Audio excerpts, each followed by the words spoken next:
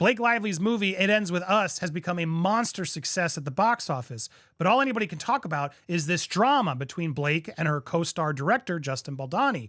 Is he actually a jerk? What happened on set? Why have they all unfollowed each other? Why are they ignoring each other? And did Ryan Reynolds and Blake Lively craft all this and throw Justin under the bus?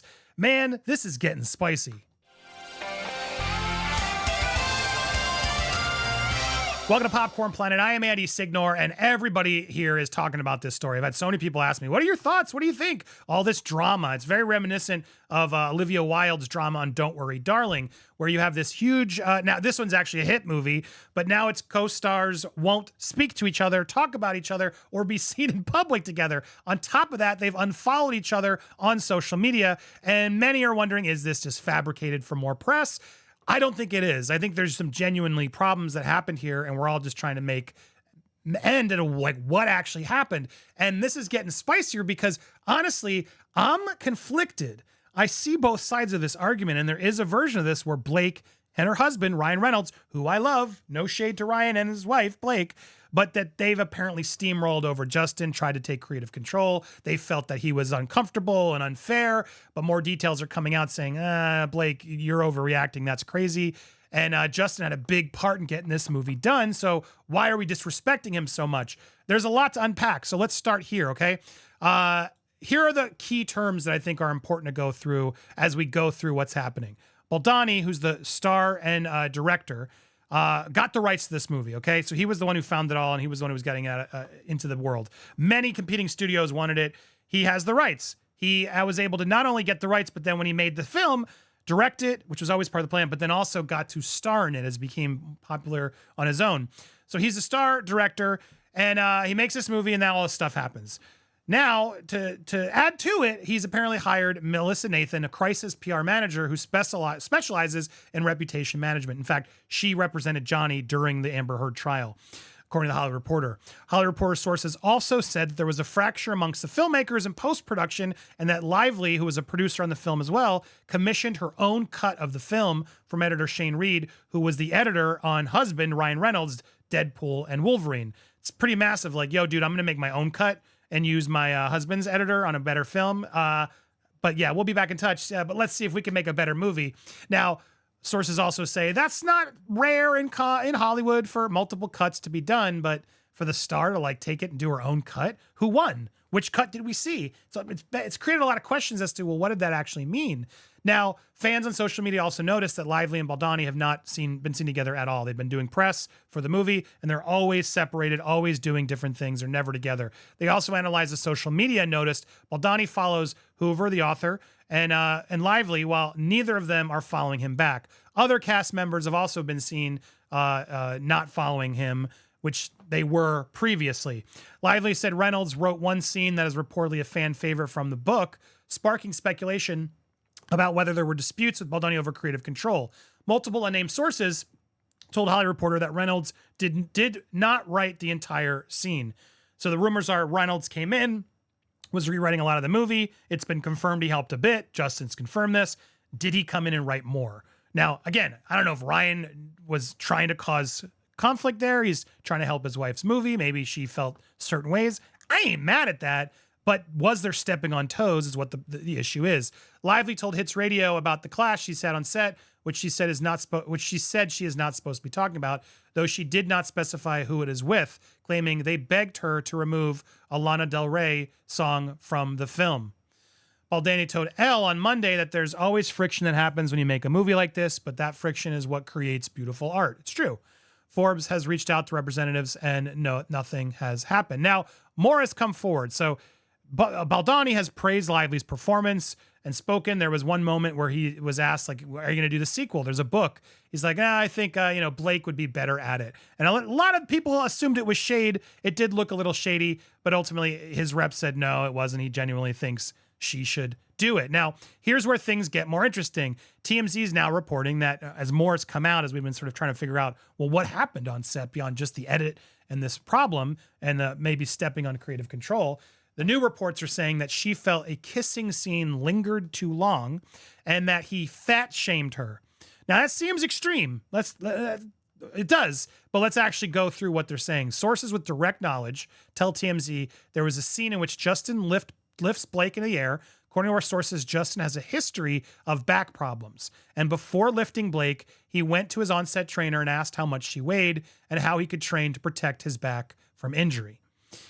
Blake found out about Justin's comment and felt he fat-shamed her. We're told this comment really bothered Blake, who gave birth to her and husband Ryan Reynolds' fourth child in February. And so she felt like it was a diss, apparently, that, oh, you have to lift the fat girl, which honestly, I look at that, if that's really what was said, why are you assuming it's because you're fat? That's all you and your insecurities projecting. I'm sure he would have said the same thing if he's lifting anybody up. If he's got a bad back and he's really legitimately worried about that, I got to lift this person up. It's a bad thing to do with a bad back, no matter what your weight is. So already I'm out like, wait, what? And now let's get to that kiss scene. Apparently, a second incident that allegedly made Blake uncomfortable on set was when the two engaged in a kissing scene and Blake felt he lingered longer than he should have with the kiss. Now, look, that's a weird one. You got to understand this film, they're playing love interests and they're kissing in the film. It's romantic. And obviously you got to respect each other's boundaries. But if they're allowed to do this kiss, they're having the kiss and he's in the moment doing the kiss. Like, did he shove his tongue in your mouth? Did he grab you during it? The kiss was longer than you wanted. How are you supposed to read your mind? You've consented that you're doing an on-screen kiss. I don't know if these are the reasons that sort of set the tone. And then she was letting those sort of harbor in of like, I just don't like this guy. Clearly there's more on there because again, not everyone is now siding with Blake. Justin got screwed, supporters say. Now, this could be from his crisis PR team because now we're getting even more press out there that now even I'm talking about it. And I honestly don't have a horse in this race. I have worked with Ryan Reynolds. I like him. He's a very nice guy. He was I can attest. I'm not going to share details. He's an amazingly hardworking, sweet, nice Canadian guy. And I can only imagine his wife and he are very nice people. So I am not here trying to bash Blake Lively, merely pointing out how the media is portraying it. And I honestly have no horse in this race. I don't know Justin at all, but I'm always a little careful to not just rally against one or the other. So I'm trying to be objective here. But yeah, a lot of people saying Justin's getting screwed out of this. This isn't fair. Production sources tell TMZ JB, who directed and co-starred in the romantic drama, is actually viewed quite favorably by a lot of the crew, and he was generally a nice guy to work with and cared a lot about the production. Despite reports the cast and crew are rallying around Blake in this feud, we're told that's an overstatement. Our sources say the truth is more like civil war. There's definitely people siding with Blake, but there's also those who feel like Justin got screwed while he's gone solo on the press tour promoting It Ends. We're told several people on the crew understand why. For instance, Blake, who produced the flick, did hire her own editor and had her own hubby do last-minute rewrites, even though this was supposed to be Justin's project. So I think that's ultimately what's come in. There was a conflict of interest. Creative differences is clearly what I think is actually happening here. And some moments that probably are being over-exaggerated or what have you. We're told the creative struggle was obvious at times on set. As we showed you, one animated conversation between Blake and Justin was captured by bystanders on filming. Here it is, as I get this ad out of the way and we'll play it. But this leaked even before, showing sort of conflict there on set. Check it out.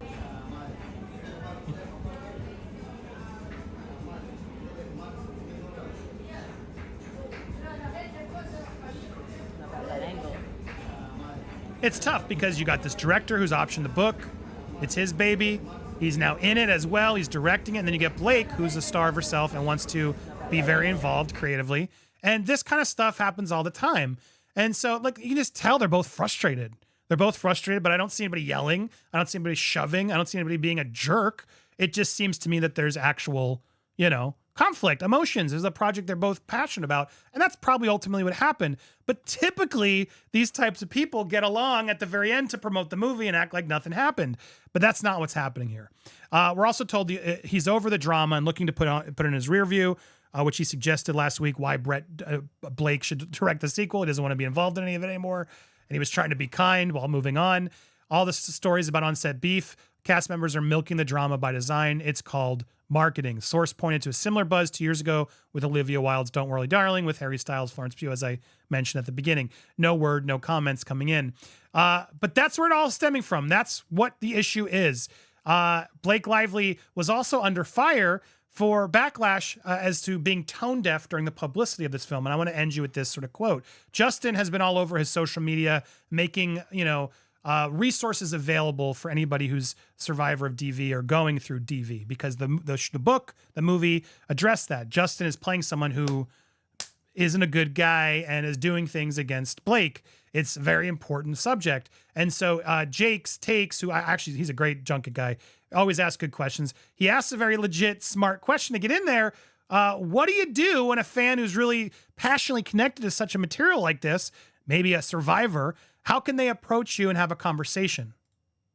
I want you to watch your response. If we're lucky enough to run into a celebrity in public, we only have a few moments to maybe speak with you guys. But for people who see this movie, who relate to the topics of this movie on a deeply personal level, they're really going to want to talk to you. This movie is going to affect people, and they're going to want to tell you about their life. So if someone understands the themes of this movie, comes across you in public, and they want to really talk to you, what's the best way for them to be able to talk to you about this? How would you recommend they go about it? Like asking for like my address or my phone number or like my location share. Or I could just location share you, and then we could I'm just curious about social security number.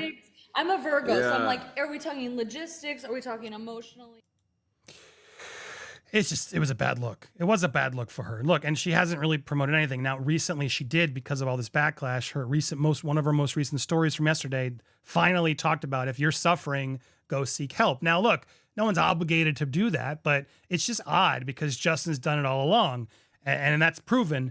Blake's like sort of not. She's been focused on the flowery themes and getting people to the movies, which worked. To her credit, it worked. She got this movie high up. People wanted to see it. The awareness was out there, and it got people in floral dresses going. But some are like, girl, you got to also make sure you're talking about the serious topic at hand, which now she is. But it's added to this sort of backlash. So look, I don't know where to go on this one. I don't know what it is. My gut says creative differences gone awry. There's some milking of this. I don't think anything super egregious has come out of it. And this idea that he was fat shaming her and lingering kisses, this is where I think it's getting uglier, and good on him for hiring a press person who can come back and combat this and allow him to get over this, hopefully move on to the next project. But what do you think? Whose side are you on? Have you seen this drama? Are you surprised? Let me know down below in the comments down below. Make sure to hit the bell, hit that like, leave your comments. Whose team are you on? Both teams. Did you see the movie? Let me know your thoughts down below. Appreciate you guys so much for watching. Stay tuned for more here on Popcorn Planet.